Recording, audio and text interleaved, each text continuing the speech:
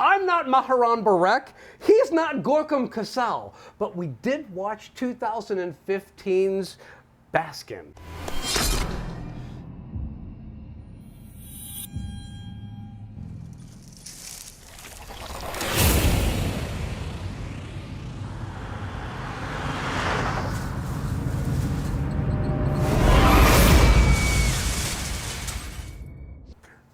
This was Jordan's pick. We had an extra week this month that we needed an episode for, so we let Jordan pick this one. You want to walk us through the plot on this? Is it possible to walk us through the plot on this? Very, very basic. So we have a group of policemen who are at a restaurant, and that's where we're kind of introduced to them. They get a call to go to this town. I forgot what the call was for specifically. They gave a code. They didn't actually say what the crime was. It was like a 2259 or something like that. It was like a 4466 code or something like that. İntikal edince size haber vereceğim, tamam. Nedir Apo? 4455 abi. Destek bekliyorlar. İnce ağaç. So they all hop in the van. They're on the way to this town. On the way there, a naked man runs from the van. Siktir!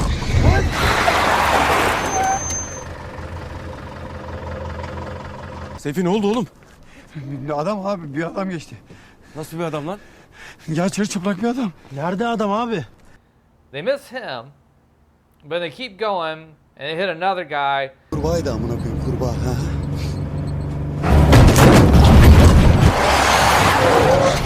They fall into the lake. Shenanigans ensue. Actually, insanity ensues. Yeah. Yeah.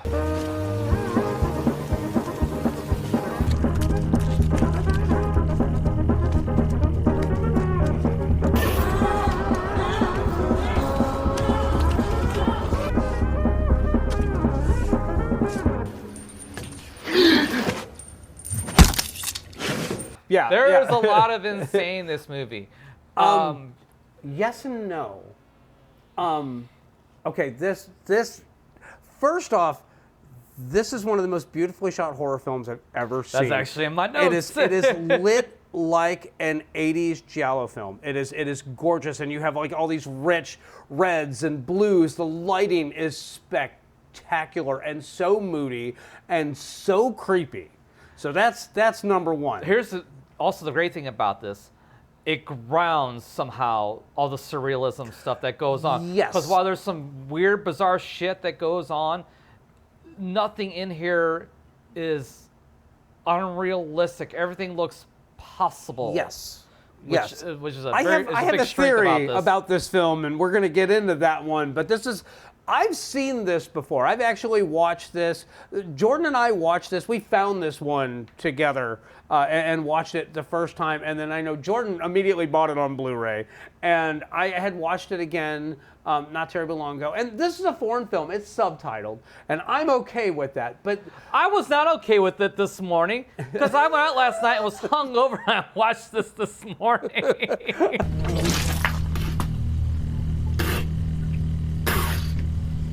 So, unfortunately, I kind of had to read through the plot a little bit before I watched this because I wasn't sure if I was going to make it through or not. Understandable. But anyways, go ahead. So I had seen this movie twice before this, but then because we were going to review it, I planted myself and soaked this movie up this time. And really, the depth of this film and the depth of the characters, the believability, the lived-in feel of all of them is spectacular. And when I get into my grand theory of Baskin, first we're going to go through a couple of odds and ends. So we have that opening.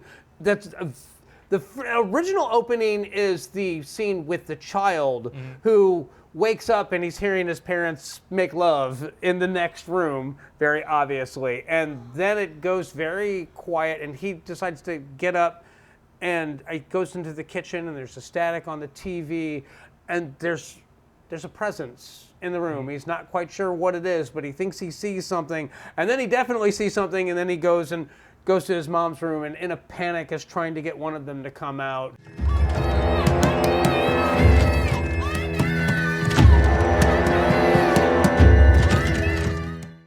He wakes up, and we find out that that's a dream sequence, which is important because it pops up again later. Well, it's not a dream sequence, it's a flashback. Yes, It's yes a and no. Flashback. Depending on It's a flashback. I'm making this as a fucking flashback. Go ahead. It's okay. But then we have them, we find out that the character that is having that dream he's a rookie cop. He's there with the chief, who is the senior officer, and he's worldly and experienced and very even-headed. Seyfo, var mısın lan? Giriyor mu oyuna? Lan şşt, alo! Seyfo. Seyfi geçmedi mi lan başının ağrısı? And then we have the two other cops, and one of them's kind of a hothead who, doesn't take kindly to being insulted by the restaurant guy that is serving them their food. Lütfen amirim gider misiniz? Ustam beni deli ettin ha! Yeter be! Lütfen amirim. Usta sen şöyle çekil bakayım. He laughs at a joke. This guy tells us very long, very sordid tale about a sexual encounter that he had that involved string. Böyle bak abi, aynen sicimli.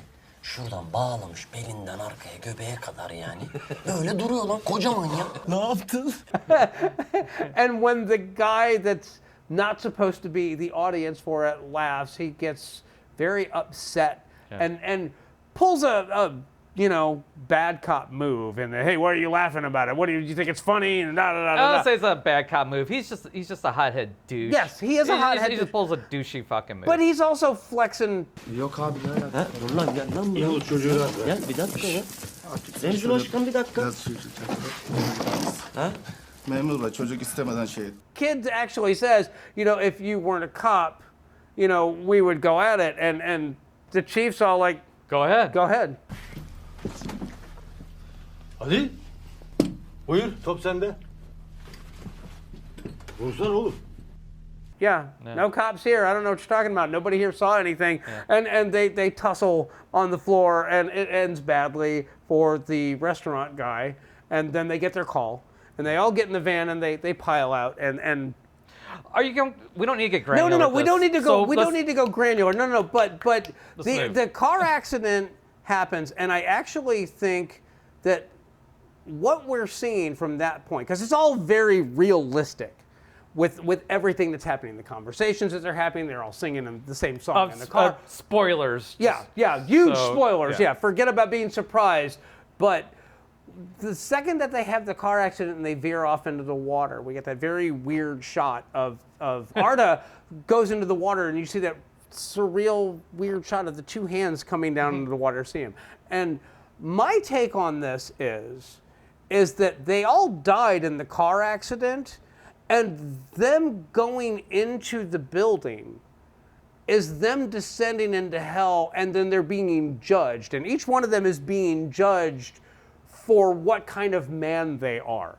And so we have the first one, and he's a coward, and he's the first one to die. Abi, aşağısı zifiri karanlık. Sikselerimden ben. And that's fucking brutal.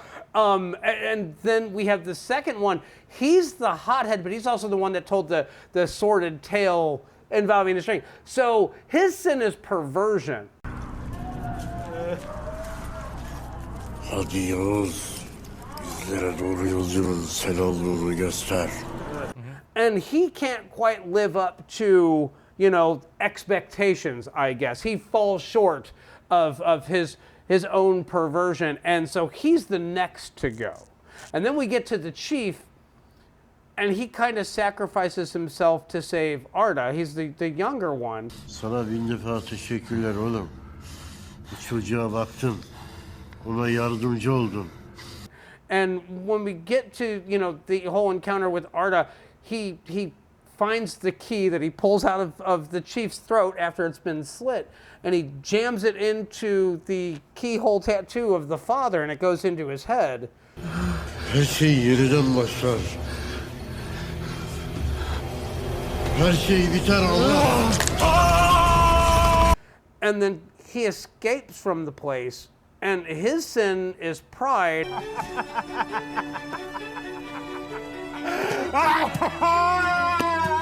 And that's why he gets run over at the end and starts the loop one more time.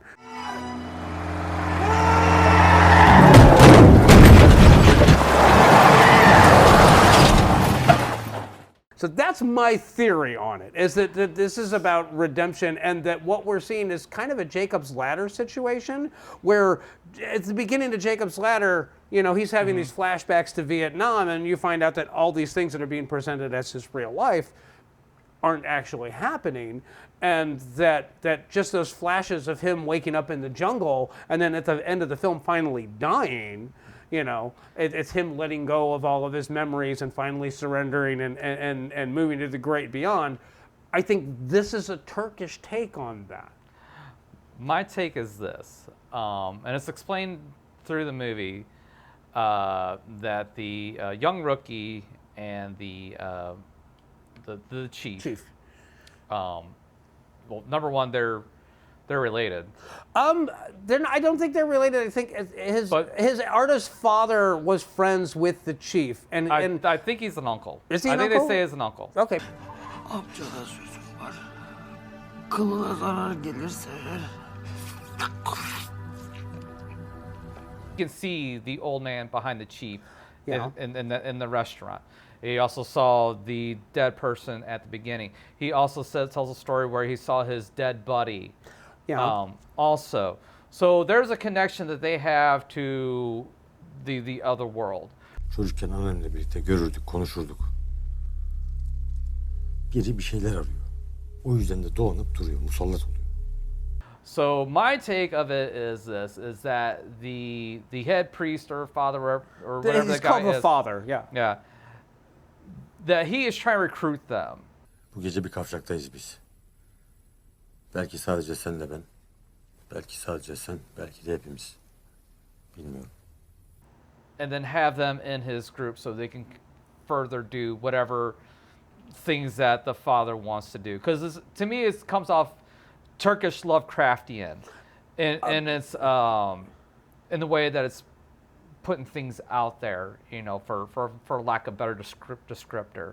So he has like other ulterior, because he even says it's like what we're doing here is cosmic, which kind of also takes me to that direction. And some of the weird things that they're doing there is kind of Lovecraftian as well.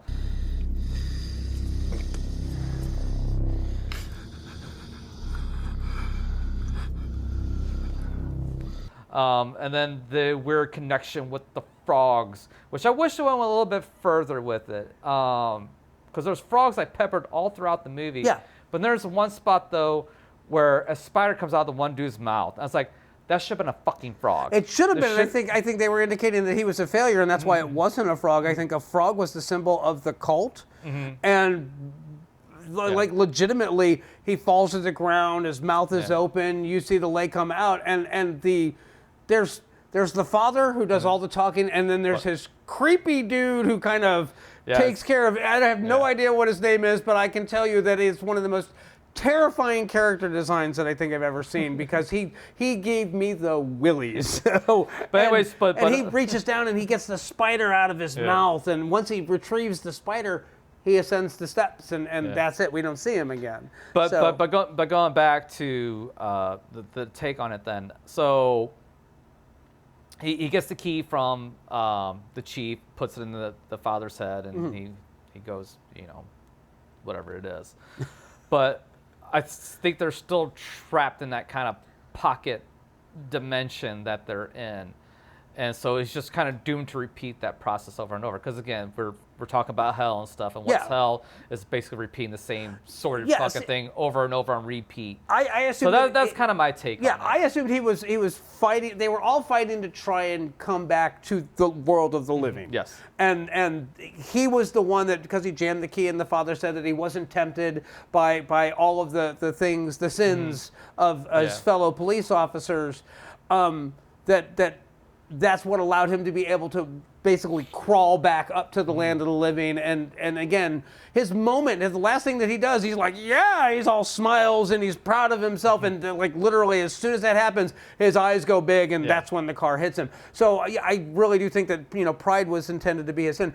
The other thing about this film is so intentional that I don't think that it is a coincidence that they're all police officers, because they're supposed to be the arbiters of fairness and justice and service and all that. And then they're all very openly discussing the sort of sordid shit that they get up to. And so that's why I think that this is all about judgment of all of them. And the chief is really the only one that he played everything fair, but he's also the oldest and the most experienced of them. So he also realizes that, what, the young guy is naive. He hasn't done anything to anybody. He hasn't, gotten into the muck, if you will. He hasn't let his, career of fighting crime sully him or dirty him. So he's the one that deserves to live. That's why he actively, tells him, take the key out of my throat. Bu hayatta bir tek anahtarım var. O da senindir. There's a bit of a language barrier here. There's a cultural barrier here. It's very obvious. The only film that I can think of. So why you say that? There's really nothing really here that came across foreign to me, though. No. It came across very universal. Yes. In its storytelling. So I give big props to that. Yeah, absolutely. I was going to say the only other movie I can think of that kind of lands this fucking hard is Hellraiser. I mean, it's got that same vibe, and there's a torture porn element to this, and it's so visceral. It is so make your skin crawl, and all the cult members that are crawling around inside of the building. That shit freaked me out every time that be a herd of them on screen. It was lit so eerily, and they were so creepy, and it's just watch this shit with the lights on and you're still gonna have your skin crawl and the hair stand up on the back of your neck. And that's hard for me to do because I don't got a lot of hair left, but this movie freaks me the fuck out.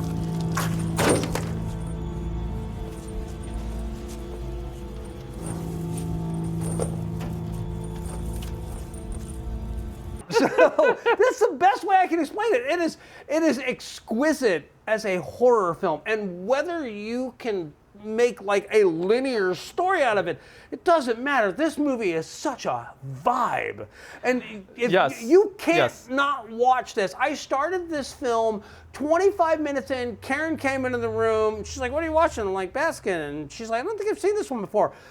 She started hovering, and then like the weird shit started happening, and then she sat down, and then she was glued to it for the entire runtime, the remaining runtime. She's like, "I'm gonna have to watch that from the beginning." I'm like, "Yeah, you really are." So this is a testament to this film, because like I stated earlier, I was hungover this morning when I started watching this thing. It took 5-10 minutes for it to start going, but once it started going, I was in it. Yeah. So I finished it in the first setting. So that's an accomplishment, especially since the fact that it's a foreign film. Plus, I had to read the motherfucker on top of it, with the pounding fucking headache. So this movie is a freight train. If you're a horror fan, there's no way you're not getting sucked into this. And the fact that it's foreign is kind of like, I think, the only reason that more people haven't heard about this film. But at the end of the day, I'm hard pressed to think of a better horror film in the last 10 years. I probably can, but I'm on the spot right now. Yeah, so I can't think of it off the top of my head. This is top tier horror. This is what Clive Barker wishes the Hellraiser miniseries had been.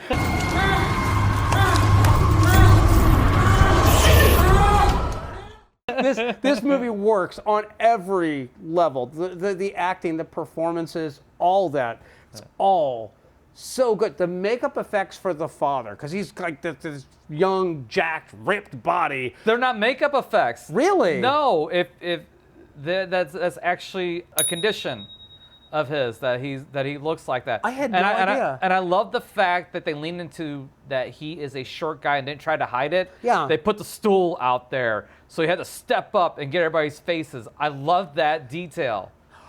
That if that's I don't know how you find somebody A with that condition, or B how you find one that not only does he have that condition, but he's a fucking incredible actor to boot. Yeah. Because he creeped me out. Yeah. His I don't know what would you call him? The sidekick. Sidekick. His the guy that was the doer. He was waiting for his orders, and then he would go take care of business. There you go, henchman. And then there was his number woman. one. There was the woman with the antler mask, and that I get all the visuals in this are horrific. The imagination behind this is spectacular. This very much reminds me of The Void. Yes. Yeah, it's like absolutely. it's like a Turkish version of The Void, except for better than The Void, in a lot of ways. Yeah. The Void to me was scarier, because their portrayal of the cult is more of what I think of like what a cult is, where this doesn't really come out like a cult. This is more just like beings or things that are just subservient to the Father. They're not really. I don't know how. Are they demons or angels or right. what the hell are they? They're more animals than they are people. Yes. Yes. Yes. Is how I took that. And that's kind of what led me to my theory that it's all the deadly sins of these people. The other thing that kind of led me to it was when they climb out of the river, all of a sudden there's that weird family that's sitting on the banks that are waiting for them, and you have the guy that is basically volunteered by the officers to lead them to the building that they're looking for from the call. But then you have the little girl that's creepy as fuck. You have I'm assuming her mother, who is dead silent, and then you have the guy with the weird laugh. That's don't be mean to him. He's a little slow. And that's kind of all we get about that. But that's where the frog motif is introduced, and they have that giant bucket of frogs that dumps over. Actually, it's introduced before that in the washroom, and the guy's throwing up. Oh, where the bar soap is supposed to be, there's a frog. Yeah. There's a question I have for you, and at the very beginning, when the cops are all at the restaurant, they're focusing very much on the meat that is being served to them. And there's a whole thing where like a faceless person shows up with a bucket and hands it to the cook. And when the cook pulls the meat out of the bucket, it's very bloody, it's very visceral, it's gross. And he throws it on the grill. And that's what is fed to the cops. And I'm wondering if it's like they were fed this because it's kind of, some sort of spell or hex or curse or whatever that's kind of kicking this whole thing off. Because it's obviously there for a reason, because later on, when they're in the underground area of the building, they have some person that they're hacking to pieces in there, and they're stripping flesh off of them. So I assumed that that's kind of a connecting them to the underworld, whatever it is. I think so too. I think also the hooded thing is also the same hooded thing that he references in one of the flashbacks, where it's like you can see it too. You can do the same thing I can. It's got that shadowy figure in the background. So it's his henchman that's like going up to the where the normies live and beckoning the right people to come to him. I don't know if it's like the henchman that's on the side, like the number one guy. Yeah. But I'm not sure there. What you got for notes? What do I got for notes? This is based on a short film, and the original short film was made in 2013. It has the same name, Baskin, and it stars the same two gentlemen that were the leads in this one. Okay. So when he got the money to do this, the budget for this film was $350,000. It's amazing what they did for that staggering low amount of money. It's fucking gorgeous. It's gorgeous, and it's a hell of an achievement. It was all. I wish I knew what they brought in for this. I could not find any box office numbers on this whatsoever, but I know that over here it was released by IFC Midnight, which is their horror imprint on that, and I know that I caught it originally on streaming.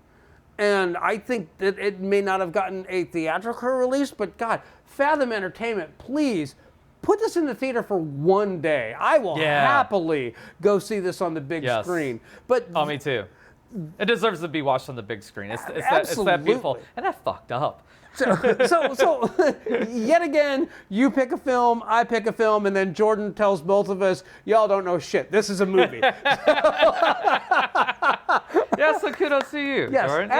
thank Well you done. for picking Well this done. one. It was a spectacularly good pick. It is by far my favorite horror film that we watched out of the three that were chosen for this.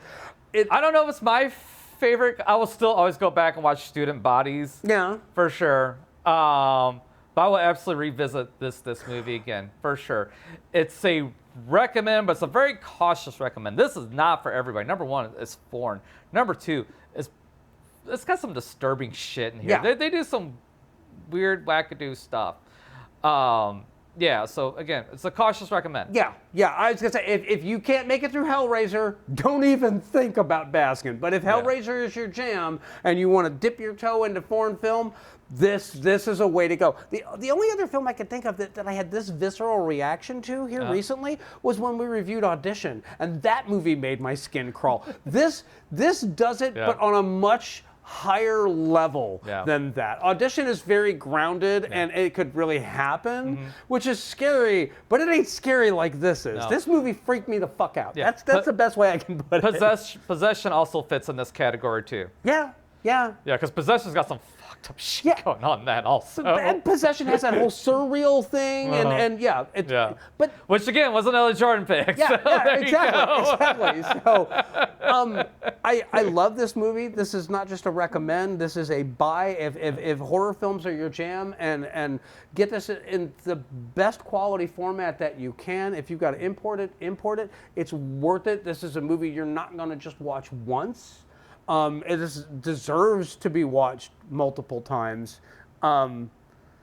If you like these wackadoo Jordan picks, put down in the comments. We'll have him pick more movies. We'll make him a regular. We'll give him like a selection in the rotation as opposed to just when we have 3 shows to do in a month. So, anything else? Nah, that's what we got. We will catch you next time.